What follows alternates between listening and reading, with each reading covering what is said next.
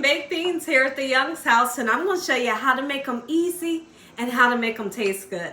Here's what you're going to need. You're going to need 2 cans of baked beans. Doesn't matter what kind.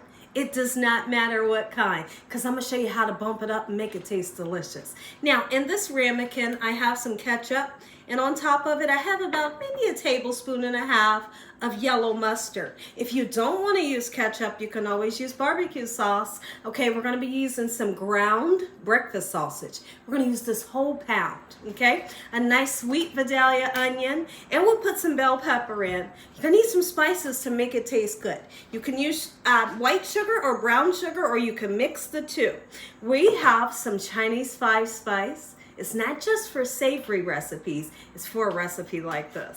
We're going to be using some cinnamon, a little tiny bit of salt and pepper. Make sure your hands are clean. Let's make some of the most delicious baked beans you've ever tasted. I hope y'all are having a great day today, and if you're not, hopefully I can brighten up your day with this here recipe. So the first thing that we're going to do is let's get started chopping up our bell peppers and our onions. We're going to chop them up, not too big, not too small, okay? But what we're going to do is we're going to saute them. When you saute them up, you give them great flavor. There has been times, of course there's been times, where I've put the bell pepper and onion just right in with the beans and let it cook. But it makes a difference when you saute them and then put them in, because it gives these great flavor. They get nice, they get sweet, they get soft, and it's everything that I'm looking for.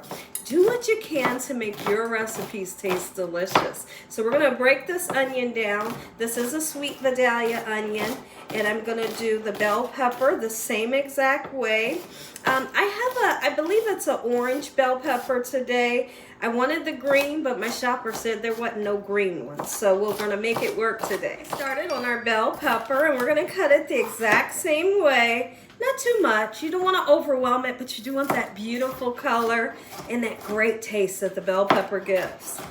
Lovely. And then I have a little tiny bit of cooking oil in my pan, just enough to really coat the bottom of the pan so that these veggies can get nice and sauteed. And now, once they're almost sauteed and I'm ready to take them out of the pan, I'm going to salt and pepper them to give them some good flavor. Let's go ahead and get our bell peppers and onions into the pan on a medium heat. And we're also going to get our ground breakfast sausage put in. Now listen, for the people that don't eat pork, no worries. You could always use a turkey breakfast sausage, okay? It's going to be splendid. All right, so I'm going to put 1 pound in, right with our bell peppers and onions, and everything can cook together just like so. This recipe comes together so quickly. Let's go ahead and break down some of this lovely sausage meat. We don't want big, huge pieces, right? We're not trying to make meatballs here. So we want this sausage to be nice, fine, and ground. And if you happen to have any oil, you know, that's released from the sausage, be sure to drain it. You don't want to have oily baked beans, right? While our meat and vegetables cook, let's go ahead and make these beans taste delicious, okay? So we're going to take 2 cans. In the past, you may have seen me make baked beans, and I drained this liquid that's in there. So you have that option. If you don't want it to be as, I don't know if the word that I'm looking for is soupy, you can drain it if you want, but I find when you bake it in the oven and you leave this juice right here, it makes it just perfect, right? Some people like their beans a little bit thicker. So if you're that person, drain this liquid off of one of the cans. Okay, watch how we make them taste good. We're going to use some black pepper, and we're using just enough to get just a little bit of spice, okay? A little tiny bit of salt. I know that's super interesting. Just a little bit. We're going to go right in with Chinese 5-spice. If you don't have it, just use a little bit of nutmeg. All right, lovely. We're going to put some cinnamon in there, and I'm putting a nice amount in there. We want to taste that flavor of the cinnamon. And then I have some ketchup here. I got some mustard on the top of that. If you want to use barbecue sauce in replace of the ketchup, absolutely you can. Whatever floats your fanny. Let's go ahead and give this a mix, and then we'll put our sugar in. You know what's funny, and I tried to play it off. My salt shaker wasn't even open. It wasn't even open. But I said, let's go in really now with some salt. That amount right there, perfect amount. Just laugh with me because it is funny.